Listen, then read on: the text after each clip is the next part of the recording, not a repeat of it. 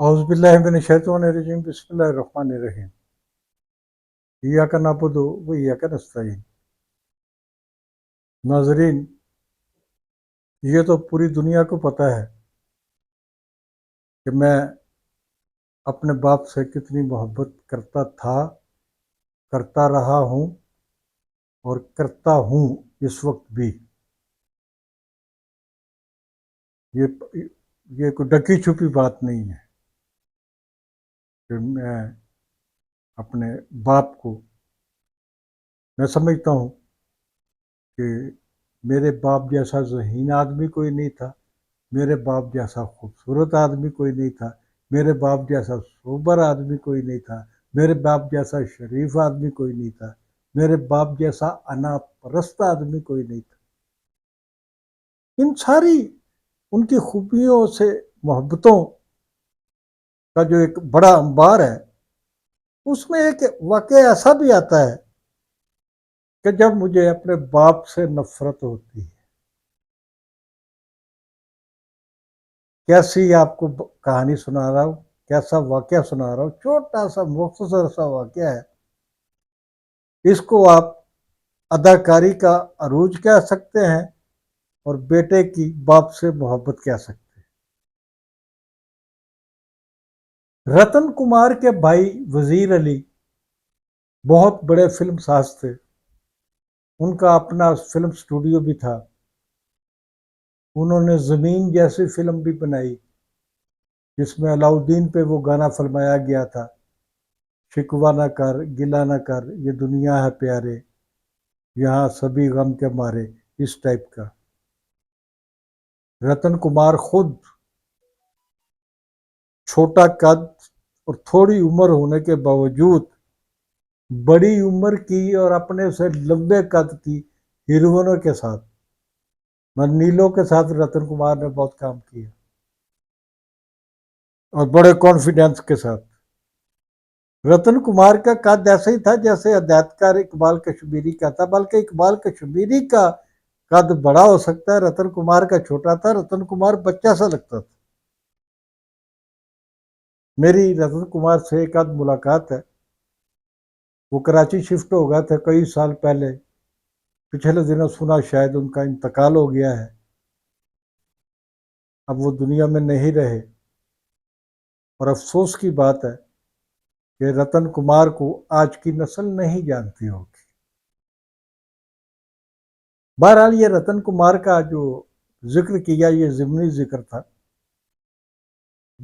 बात हम जो कर रहे हैं वो कर रहे हैं फिल्म ज़मीन की। अदाकार अदीब जो विलन के रोल करते थे, वो मौला जट में उनका बहुत बड़ा किरदार था और बेशुमार लातादाद फिल्मों में विलन के रोल अदा किए, लेकिन थोड़े थोड़े मुआवजे पे। आखिरी दिनों में कसम पुरसी के आलम में उनका इंतकाल हुआ। उनके इंतकाल के बाद उनकी बेवा को भीख मांगते हुए भी देखा गया। तो मैं आज आपको फिल्म ज़मीन का, मैं पाकिस्तानी फिल्में बहुत देखता था और ख़ास तौर पर अपने वालिद की 100% फिल्में देखता था। घर से चोरी निकल जाता था किसी न किसी बहाने। हाफ टाइम हुआ, घर के करीब ही दो सिनेमा घर थे, शीश महल और शमा। हाफ टाइम हुआ, घर का चक्कर लगाया, फिर दूसरे वक्फे में आके फिल्म मुकम्मल देख ली। तो इसी तरह फिल्म ज़मीन वज़ीर अली की फिल्म कामयाब फिल्म थी, दीबा हीरोइन थी इसकी अलाउद्दीन के साथ। तो इसमें अदीब जो है, अदीब एक वडेरा दिखाया गया है, एक बस्ती का सरदार दिखाया गया है, एक बहुत बड़ा नवाब दिखाया गया है जो बहुत ज्यादा अय्याश भी है। जो नित नई लड़की के साथ सोए बगैर उसको नींद नहीं आती, ये फिल्म में उसका किरदार था अदीब साहब का। अब नईम हाशमी साहब जो होते हैं मेरे वालिद, वो उसके मुंशी होते हैं।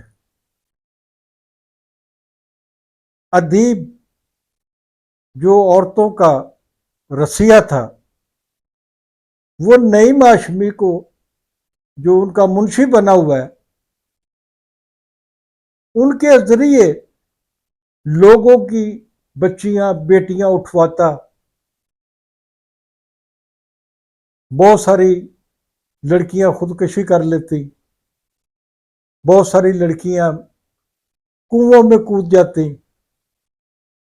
यह फिल्म की जमीन की कहानी मैं आपको बयान कर रहा हूं। जब फिल्म शुरू हुई जमीन और मैं देख रहा था सिनेमा में, तो मैंने देखा कि मेरा बाप एक वडेरे के दलाल का किरदार अदा कर रहा है।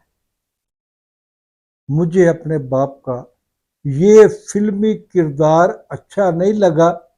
मैंने एक दो शॉट देखे और मुझे उस किरदार की जब समझ आई, मैं फिल्म छोड़ के सिनेमा से बाहर आ गया।